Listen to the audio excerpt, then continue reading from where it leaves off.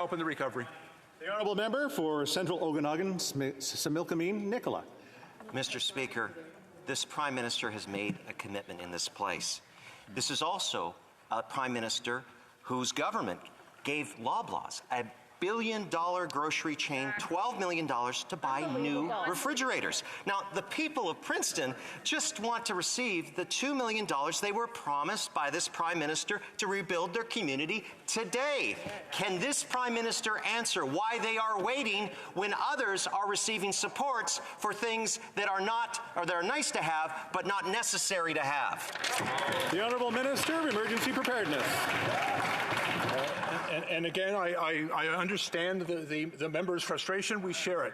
We are working very hard with the province. And as the member, I'm sure knows, the Disaster Financial Assistance Arrangement is done in partnership with our provincial authorities, and we're working with them to move money as expeditiously as possible to those communities that need it. We know that there's an enormous amount of work and issues with respect to interim housing. And I would also point out to the member that as a result of money that we have provided, as well as the province, to the Canadian Red Cross, we've been able to provide financial supports and services to individual families. Over 7,500 families have received direct support as a result of that contribution. We'll continue to be there for the people of Merritt and for all of the people of British Columbia.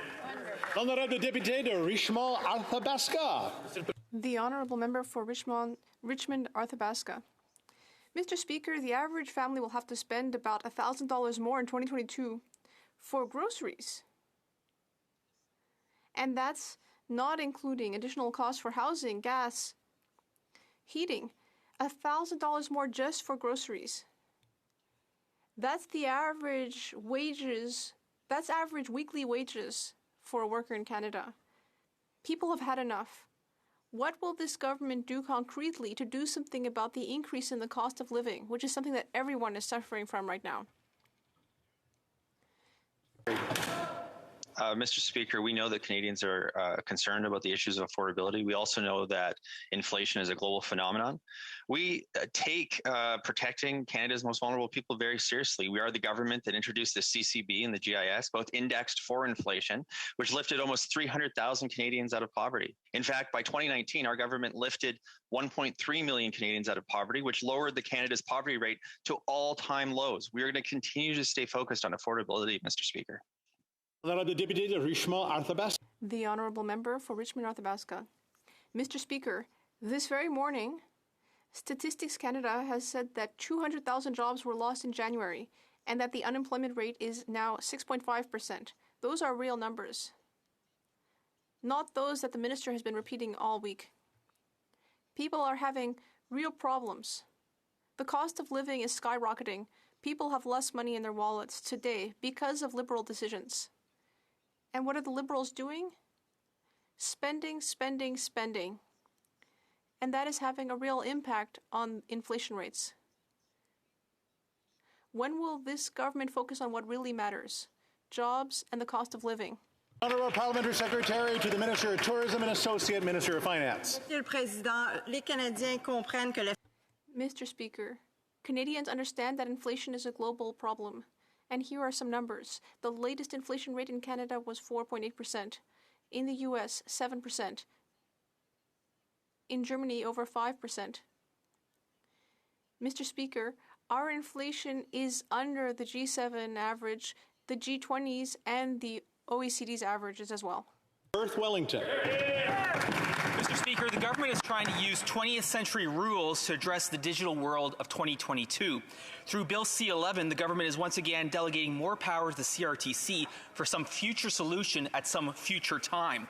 But the government could act now and give support to Canadian broadcasters by simply abolishing CRTC Part 2 license fees. Will they? Minister of Heritage Canada.